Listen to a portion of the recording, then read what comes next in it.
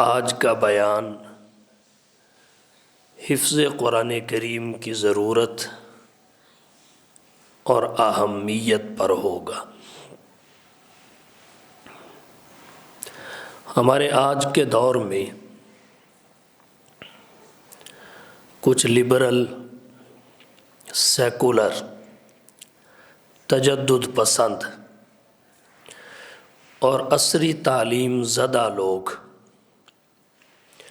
قرآن کریم کے حفظ کی اہمیت، ضرورت اور افادیت کے منکر ہیں۔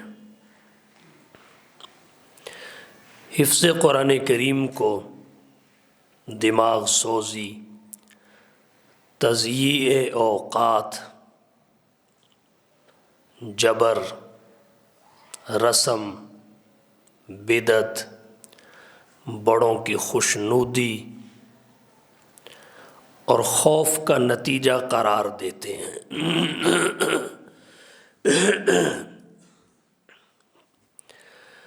جبکہ یہ سب کے سب الزامات ہیں، غلط، خلاف حقیقت اور بے بنیاد ہیں۔ حقیقت یہ ہے، قرآن کریم کو حفظ کرنا یہ ہماری ضرورت ہے، ہماری دنیاوی ضرورت بھی ہے، ہماری اخروی ضرورت بھی ہے۔ دنیاوی ضرورت تو اس طرح ہے کہ جس شریعت کے ہم نام لیوا ہیں، پیروکار ہیں، اس کے بعض احکامات کا تعلق قرآن کریم کے حفظ کے ساتھ ہے۔ اگر قرآن کریم حفظ ہوگا، ان احکامات پر عمل کرنا ممکن ہو سکے گا۔ اگر قرآن کریم حفظ نہ ہو تو ان احکامات پر عمل ممکن نہیں ہو سکے گا۔ مثلاً رمضان المبارک قریب آ چکا ہے۔ ماہ رمضان میں جہاں پورا مہینہ باجماعت نماز تراویح پڑھنا سنت ہے، وہاں ایک مرتبہ تراویح میں ختم قرآن بھی سنت ہے۔ مراقی الفلاح میں امام طحطاوی رحمہ اللہ کا قول ہے، سن ختم القرآن فیہا ای التراویح مرتن فی الشہر علی الصحیح وہو قول الاکثر۔ اور اسی سے ملتی جلتی عبارت صاحب ہدایہ نے ہدایہ شریف جلد اول کتاب الصلاۃ میں ذکر کی۔ فرمایا اکثر المشائخ علی ان السنۃ فیہا الختم مرۃ فلا یترک لکسل القوم۔ خلاصہ ان دونوں عبارتوں کا یہ ہے کہ نماز تراویح میں ایک مرتبہ ختم قرآن کریم کو سنت قرار دیا گیا ہے۔ قوم کی سستی کی وجہ سے، کاہلی اور غفلت کی وجہ سے اس سنت کو چھوڑا نہ جائے۔ معلوم یہ ہوا ماہ رمضان میں پورا مہینہ نماز تراویح الگ سنت ہے، ختم قرآن فی التراویح الگ سنت ہے۔ اب ختم قرآن فی التراویح یعنی تراویح میں ایک مرتبہ قرآن کریم کا ختم، اس سنت پر عمل کیسے کیا جا سکتا ہے؟ اگر کوئی شخص کتاب سے دیکھ کر، اوراق سے دیکھ کر، قرآن اور مصحف سے دیکھ کر نماز تراویح میں قرات کرتا ہے، قرآن کریم ختم کرتا ہے، تو صاحب ہدایہ فرماتے ہیں اس سے نماز فاسد ہو جاتی ہے، یہ مفسد صلاۃ ہے۔ چنانچہ جب اوپر سے دیکھ کر پڑھنے سے تراویح ہی نہ رہی تو تراویح میں ختم قرآن کیسے معتبر ہوگا، کیسے مقبول ہوگا؟ اس طرح تراویح کی سنت سے بھی محرومی اور ختم قرآن فی تراویح کی سنت سے بھی محرومی لازم آئے گی۔ سوال یہ ہے، اور کس طرح اس سنت کو پورا کیا جا سکتا ہے؟ سادہ سا جواب یہ ہے، قرآن کریم کو حفظ کیا جائے، اپنی یادداشت میں محفوظ کیا جائے، اور یادداشت کی بنیاد پر تراویح میں پورے کے پورے قرآن کو پڑھ کر ختم قرآن فی تراویح کی سنت کو پورا کیا جائے، اور کوئی راستہ نہیں ہے۔ اس لیے میں نے عرض کیا، حفظ قرآن کریم اولاً ہماری دنیاوی ضرورت ہے، اور وہ اس طرح جس شریعت پر عمل کے ہم دعوے دار ہیں اس کے بعض احکامات ایسے ہیں جن پر حفظ قرآن کے بغیر عمل ممکن نہیں ہے۔ ایک مثال میں نے ذکر کی، جمہور اہل سنت نے لکھا ہے کہ قرآن کریم کی اتنی مقدار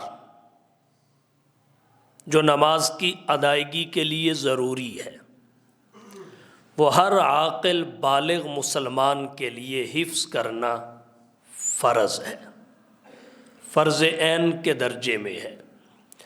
مکمل قرآن کریم کا حفظ فرض کفایہ ہے، باعث اجر و ثواب ہے۔ اگر کوئی بھی حافظ موجود نہ رہے، ایک ایک مسلم گناہگار ہوگا۔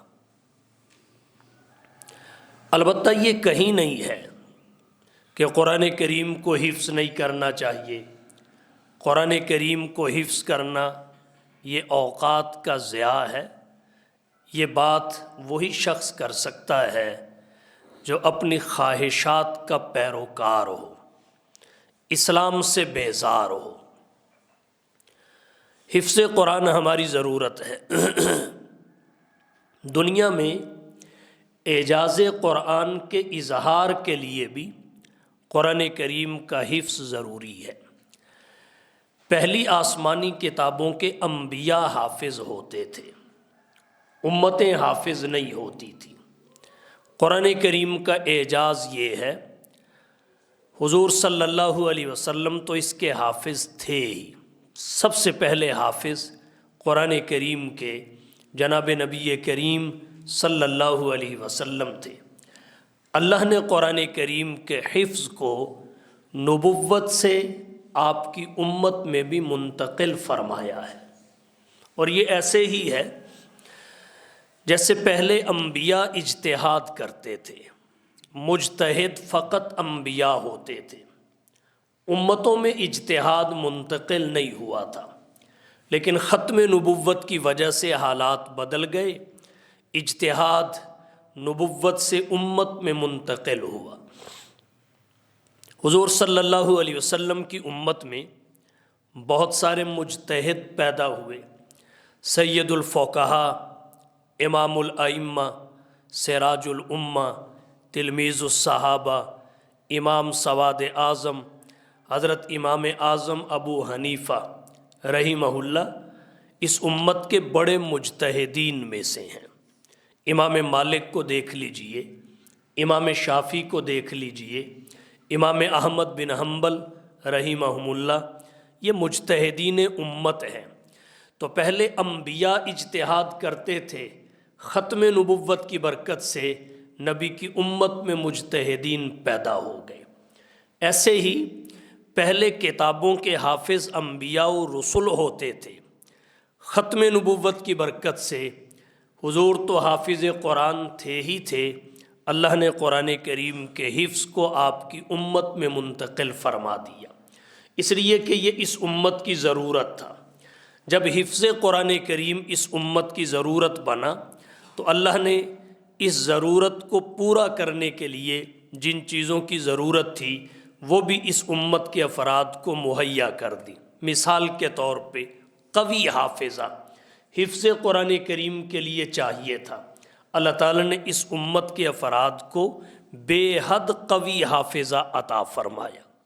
حافظہ کی قوت اس امت کے چھوٹے چھوٹے بچوں کو عطا کی۔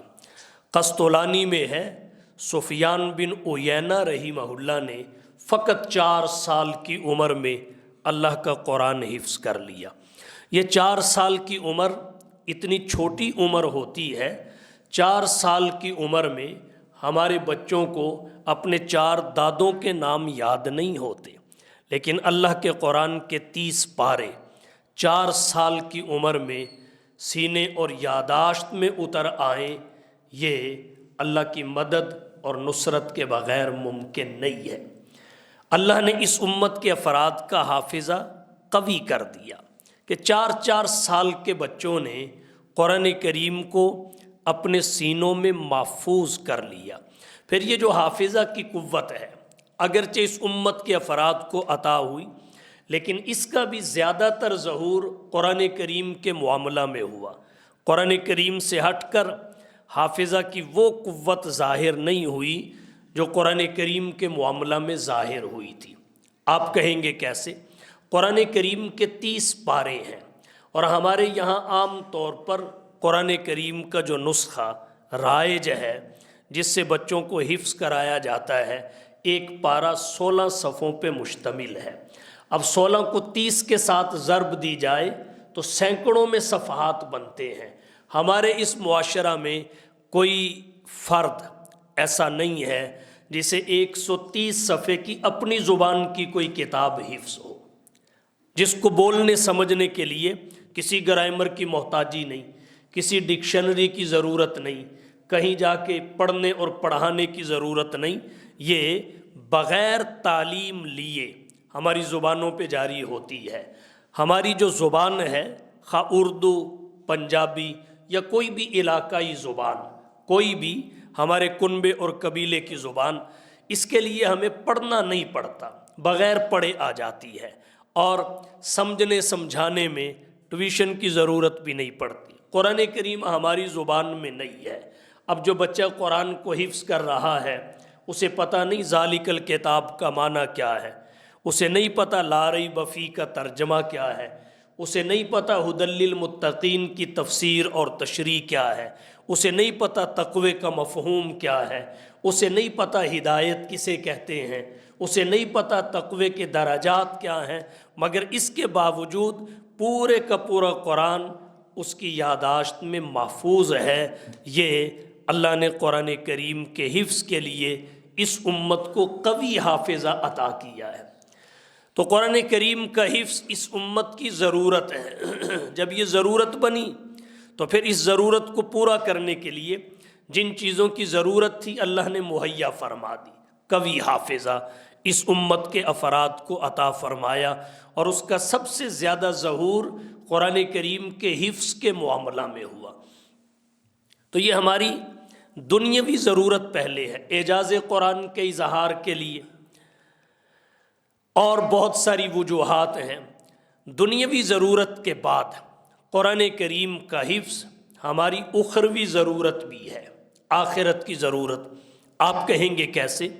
اللہ نے آخرت میں کچھ درجات ایسے رکھے ہیں، ان کی چابی حفظ قرآن ہے۔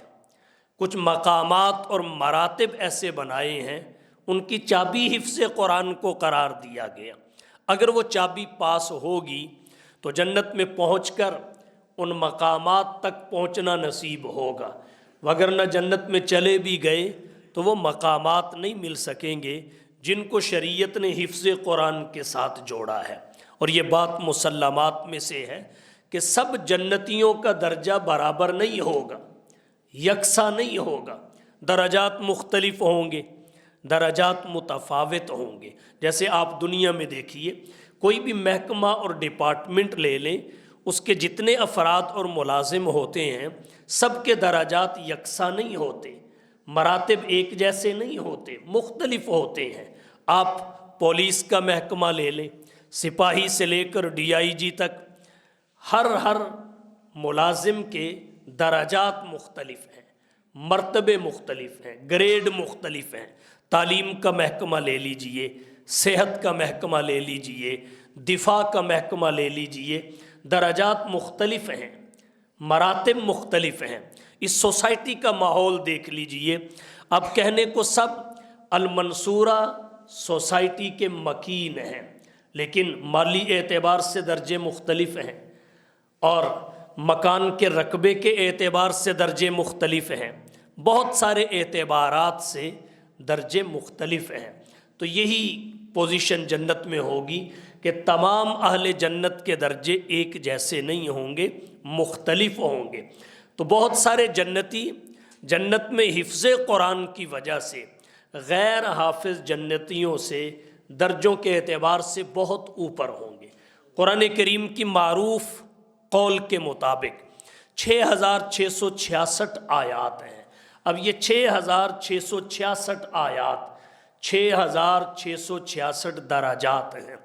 اگر آج کی زبان میں اس کی تعبیر کی جائے تو آپ یوں کر سکتے ہیں، یہ 6666 گریڈ ہیں۔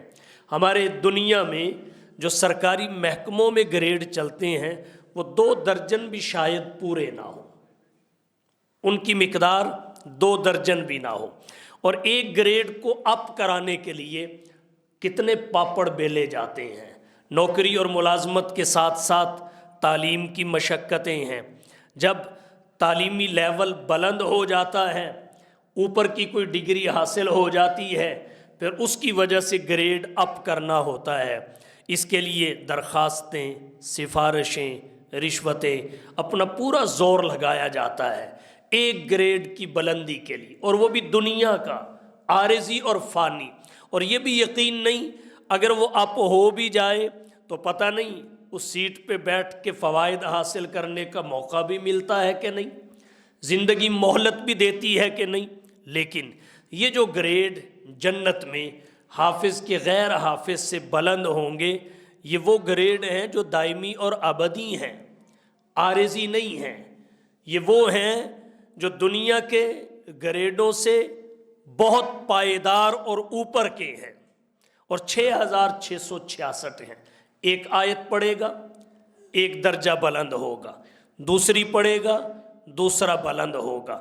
تو حفظ قرآن کریم ہماری دنیاوی ضرورت کے ساتھ اخروی ضرورت اس وجہ سے بھی ہے کہ جنت میں کچھ درجات ایسے ہیں ان کی چابی حفظ قرآن ہے۔ جناب نبی کریم صلی اللہ علیہ وسلم نے فرمایا، ترمذی میں حدیث آتی ہے، یقال لصاحب القرآن اقرأ ورتقی ورتل کما کنت ترتل فی الدنیا فإن منزلک عند آخر آیت تقرأها۔ حفظ قرآن ہماری اخروی ضرورت کیوں ہے؟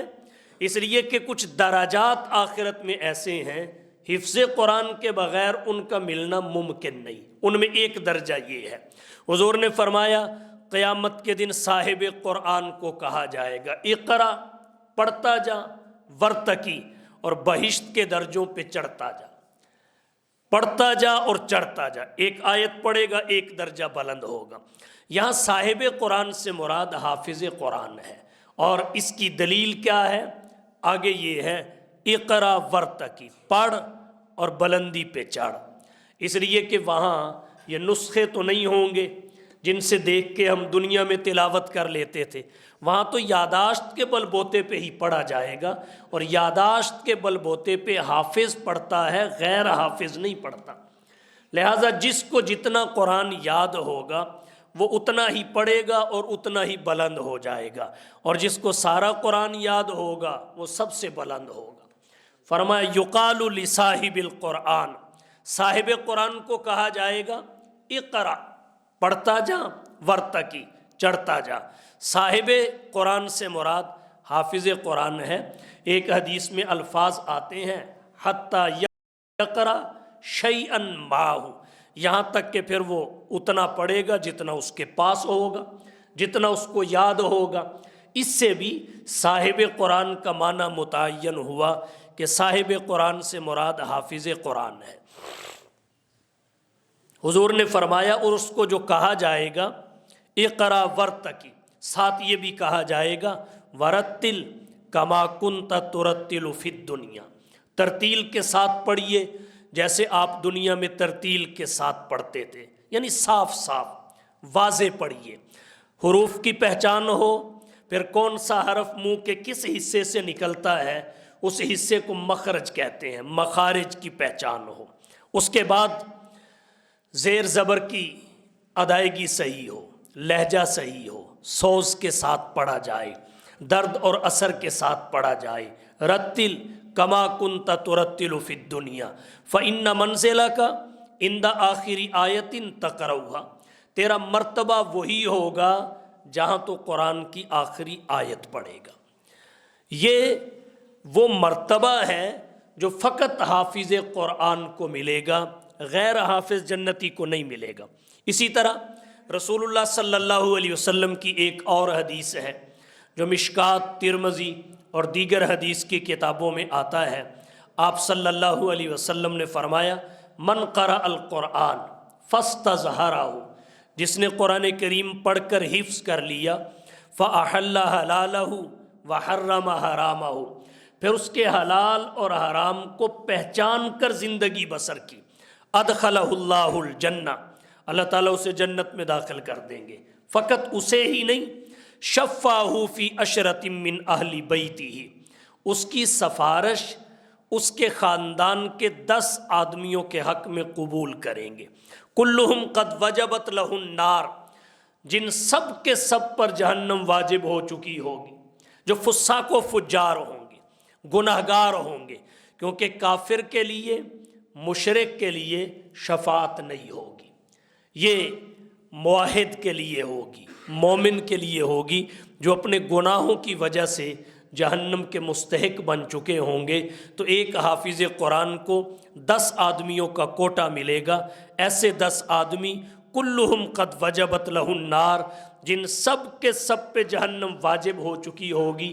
اللہ کہیں گے 10 آدمی اپنے خاندان کے جو آپ کو پسند آئیں انہیں جہنم سے نکال کے جنت میں لے جائیے۔ آپ دیکھیے میرٹ اور فائل کی بنیاد پر جنت میں جانا بہت مشکل ہے، خاص کر ہمارے لیے، ہمارا میرٹ ہی ڈسٹرب ہے۔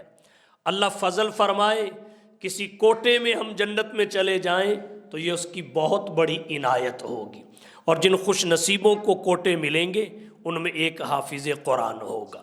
شفاہ فی عشرۃ من اہل بیتی کلہم قد وجبت لہ النار، یہ وہ درجہ ہے جو فقط حفظ قرآن کے ساتھ جڑا ہوا ہے کہ ایک حافظ 10 جہنمیوں کو جہنم سے نکال کر جنت میں لے کے جائے گا۔ آج ہماری دوڑ عصری تعلیم کے لیے بہت تیز ہے، مگر اس اخروی اور دنیاوی ضرورت کو ہم محسوس نہیں کر رہے۔ ایک گھر میں تو کیا، ایک کنبے میں بھی ایک حافظ نہیں ملتا، پورے کنبے میں۔ یہ بے توجہی اور یہ غفلت اللہ کے قرآن سے ہمارے لیے بہت نقصان دہ ہے۔ ایک درجہ اور ذکر کرنا چاہوں گا جس کو حفظ قرآن کریم کے ساتھ جوڑا گیا۔ مسند دارمی میں روایت آتی ہے، حضرت عقبہ بن عامر رضی اللہ تعالی عنہ راوی ہیں، کہتے ہیں رسول اللہ صلی اللہ علیہ وسلم نے فرمایا لو جعل القرآن فی احاب ثم القی فی النار ما احترق، اگر قرآن کریم کو ایک چمڑے میں رکھ دیا جائے پھر اس چمڑے کو آگ میں ڈالا جائے، ما احترق، آگ اسے جلا نہیں سکے گی۔ حدیث کے شارحین نے اس کے 2 مطلب بیان کیے ہیں۔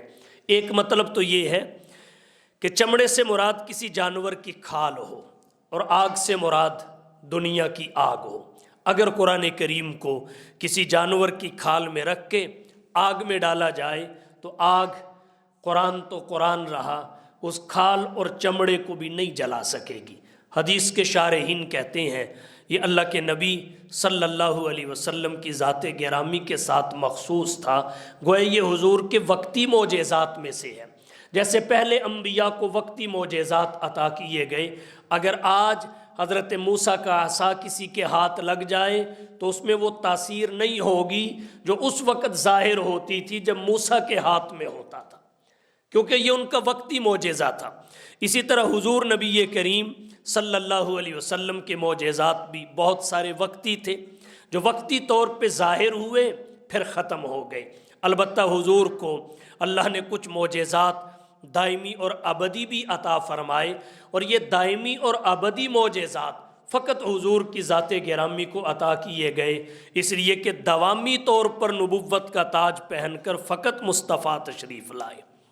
اور معجزہ نبوت کی دلیل ہوتی ہے، ہر زمانے کے لیے فقط حضور کی نبوت ہے، ہر علاقے کے لیے فقط حضور کی نبوت ہے، ہر طبقے کے لیے فقط حضور کی نبوت ہے، ہر فرد کے لیے فقط حضور کی نبوت ہے۔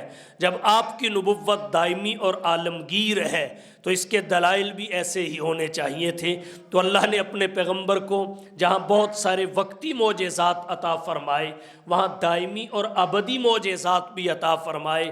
ان دائمی اور ابدی معجزات میں ایک معجزہ اللہ کا قرآن بھی ہے، جو اللہ نے حضور کی ذات گرامی پہ نازل فرمایا ہے۔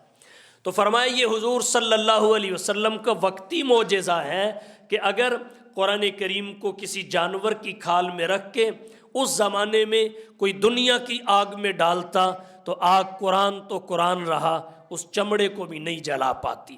دوسرا مطلب جو محدثین اور حدیث کے شارحین نے مراد لیا وہ یہ ہے کہ چمڑے سے مراد حافظ کا سینہ ہے، اور آگ سے مراد دنیا کی آگ نہیں بلکہ جہنم کی آگ ہے۔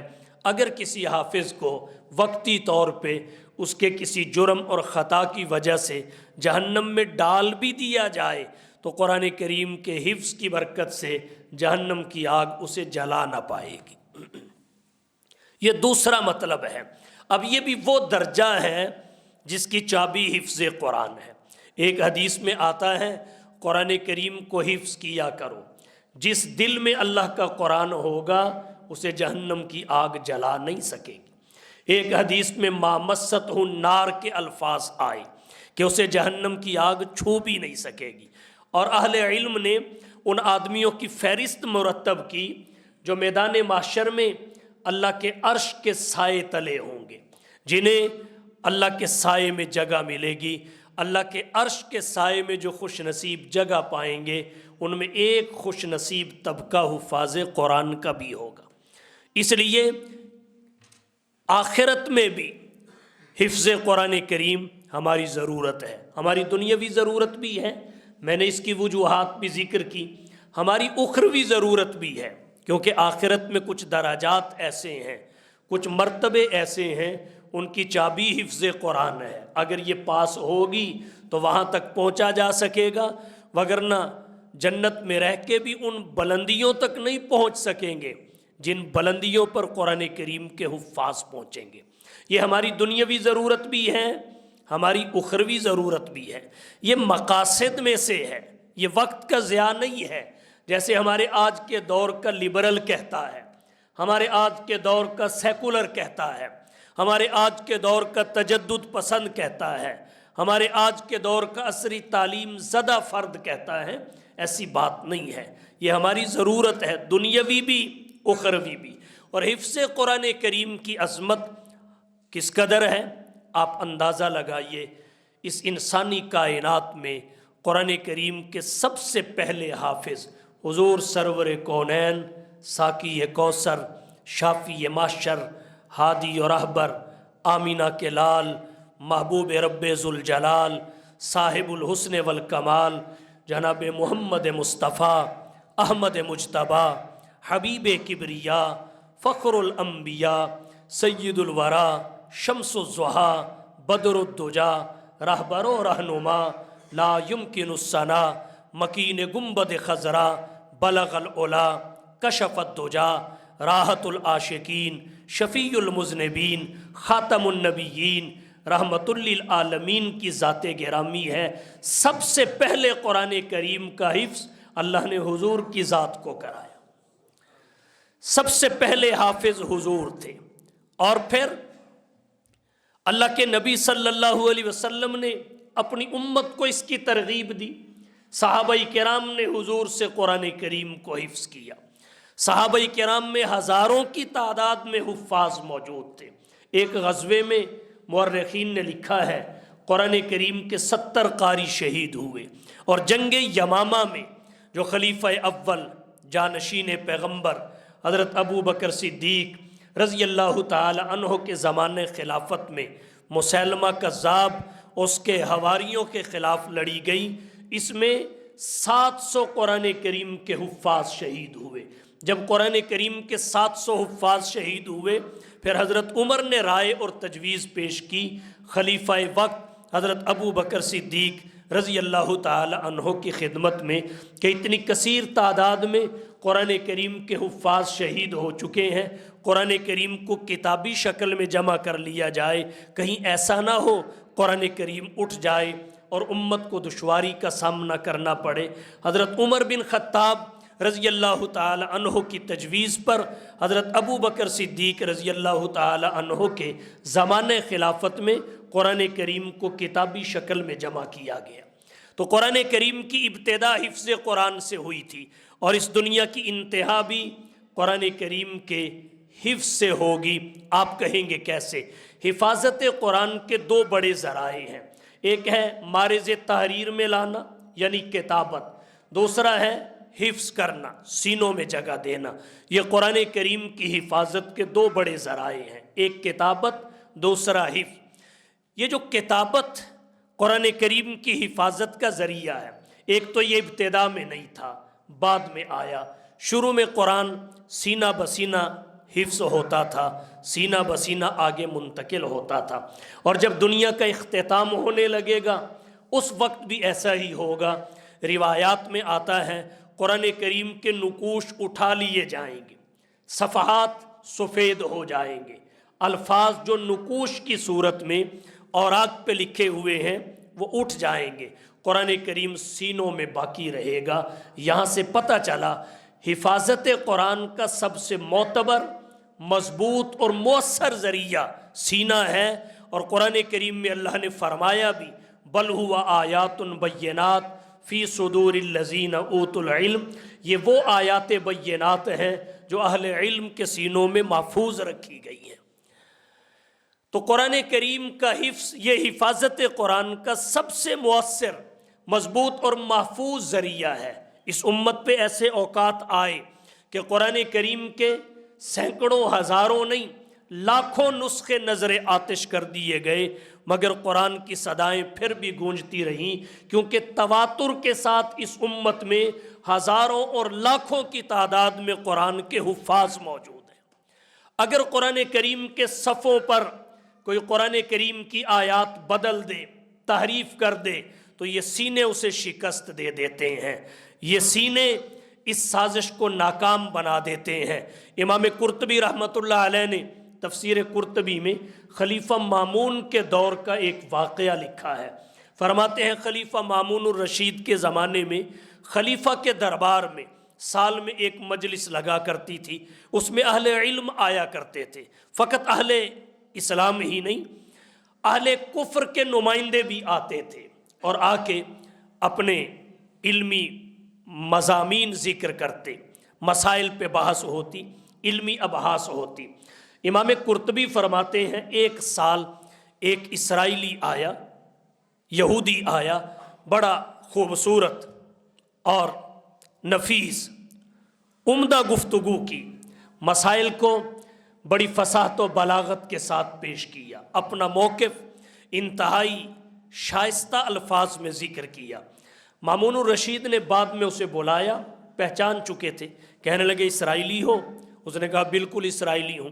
خلیفہ نے کہا کلمہ پڑھ کے مسلمان کیوں نہیں ہو جاتے؟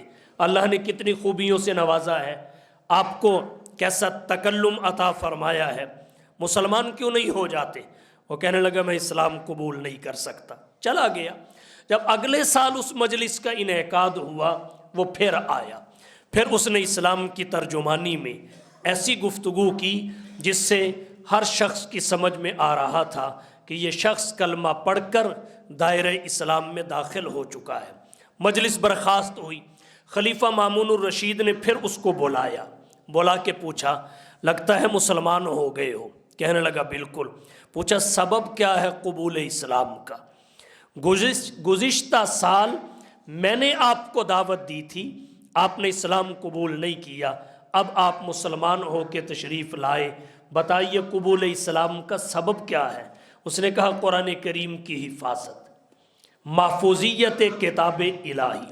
پھر اس نے تفصیل ذکر کی کہ جب میں نے یہاں سے واپسی کا راستہ پکڑا تو آپ کی وہ صدا کہ اسلام سچا مذہب ہے، اس کو قبول کر لیجئے، اس کو قبول کرنے والے ہی نجات پائیں گے، آپ کی یہ صدا میرے قلب و جگر میں، ذہن اور کانوں میں گونجتی رہی۔ میں نے واپس جا کے فیصلہ کیا، میں تحقیق اور تفتیش کرتا ہوں کون سا مذہب سچا ہے۔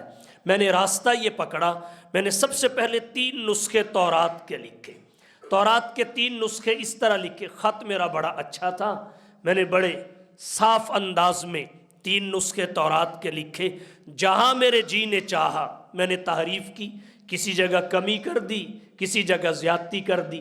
پھر وہ تینوں نسخے لے کر میں یہودیوں کے کنیسے میں پہنچا، انہوں نے ہاتھوں ہاتھ لے لیے اور بڑے دن گزر گئے، ان کو پتہ بھی نہیں چلا میں نے کس جگہ کیا تبدیلی اور تحریف کی ہے۔ پھر میں نے دوسرے نمبر پر انجیل کے 3 نسخے لکھے بڑے صاف ستھرے انداز میں۔ میں عیسائیوں کے معبد اور گرجے میں چلا گیا، انہوں نے مجھ سے ہاتھوں ہاتھ لے لیے، شکریہ بھی ادا کیا کہ آپ مذہب کے خادم ہو۔ انہوں نے 3 نسخے لے تو لیے لیکن آج تک وہ میرے پاس نہیں آ سکے، اس لیے کہ انہیں علم اور ادراک ہی حاصل نہیں ہوا کہ میں نے انجیل کے نسخوں میں بھی اپنی مرضی کے ساتھ کمی بیشی کی ہے۔ جہاں میرے جی نے چاہا بڑھا دیا، جہاں میرے جی نے چاہا میں نے گھٹا دیا، آج تک دنیا عیسائیت اسے محسوس نہیں کر سکی۔ پھر میں نے آخر میں 3 نسخے قرآن کریم کے لکھے۔ میں نے چند مقامات پر حسب سابق قرآن کے ساتھ بھی یہی کیا، کسی جگہ الفاظ بڑھا دیے، کسی جگہ الفاظ گھٹا دیے، تبدیلی کر دی۔ جب میں وہ مسلمانوں کے پاس لے کے پہنچا تو مسلمان خرید تو لیے لیکن لے کے میرے دروازے پہ آ گئے اور کہنے لگے ظالم، اوراق سے تو قرآن کو بدل سکتا ہے لیکن ہمارے سینوں سے تبدیل نہیں کر سکتا۔ تو مجھے یقین ہو گیا کہ کتابوں میں فقط قرآن محفوظ ہے اور مذاہب آسمانی کتاب سے ثابت ہوتے ہیں۔ جب آسمانی کتابوں میں فقط قرآن محفوظ ہے تو مذاہب میں فقط مذہب اسلام محفوظ ہے، اس لیے میں کلمہ پڑھ کے مسلمان ہو چکا ہوں۔ تو یہ قرآن کریم کا حفظ اس امت کا امتیاز ہے، قرآن کا اعجاز ہے، ہماری دنیا کی ضرورت بھی ہے، ہماری آخرت کی ضرورت بھی ہے۔ حضور نے فرمایا جس سینے میں کچھ بھی قرآن نہ ہو وہ ویران گھر کی طرح ہے۔ تو خوشی کی بات ہے ہماری اس مسجد میں صدیق صاحب نے جو مسجد کی خدمت بھی کرتے آ رہے ہیں، قرآن کریم کو مکمل حفظ کر لیا ہے۔ میں سب نمازیوں کو، سوسائٹی کے تمام افراد کو مبارکباد پیش کرتا ہوں، صرف صدیق صاحب کو نہیں، آپ سب کو، اس لیے کہ اس کی برکتیں سب گھروں کو نصیب ہوں گی، سب سوسائٹی والوں کو نصیب ہوں گی۔ اگلے جمعے کو ان کی دستار بندی کی جائے گی، کوشش کریں گے ہم باہر سے بھی کوئی مہمان بلائیں، کیونکہ مجھے لگتا یہ ہے اس سوسائٹی میں بیٹھ کر شاید یہ پہلا بچہ ہے جس نے آپ کی اس مسجد میں قرآن کریم کو حفظ کیا ہے۔ 2025 شروع ہو چکا ہے، ایک حافظ انشاءاللہ 2025 میں بھی آپ کو یہ مسجد اور ہماری حفظ کی کلاس دے گی۔ اللہ تعالی ہم سب کو قرآن کریم کی خدمت کے لیے قبول فرمائے۔